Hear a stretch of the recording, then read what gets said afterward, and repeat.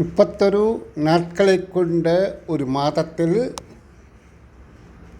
செவ்வாய்க்கிழமை, புதன்கிழமை, வியாழக்கிழமை ஆகிய நாட்கள் 5 வீதம் உள்ளன. அம்மாதத்தின் 24ஆம் திகதி என்ன நாளாகும்? வினாவை கவனிக்கவும். மொத்தம் 31 நாட்கள் இருக்கின்றதாம். அதில் செவ்வாய், புதன், வியாழக்கிழமைகள் 5 வீதம் இருக்கின்றதாம்.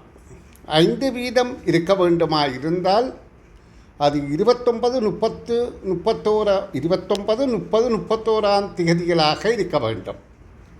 ஏனென்றால் 1, 2, 3 இருந்து 5 அதே கிழமை நாட்களை கொண்டதாக 29, 30, 31 முடியும். இப்போ இங்கே கேட்கப்படுகின்றது, அம்மாதத்தின் 24ஆம் திகதி என்ன கிழமை நாள் என்று. 31 7 கழித்தால் 24 ஆனபடியால் அது வியாழக்கிழமை என்பது தெளிவாகின்றது. நன்று.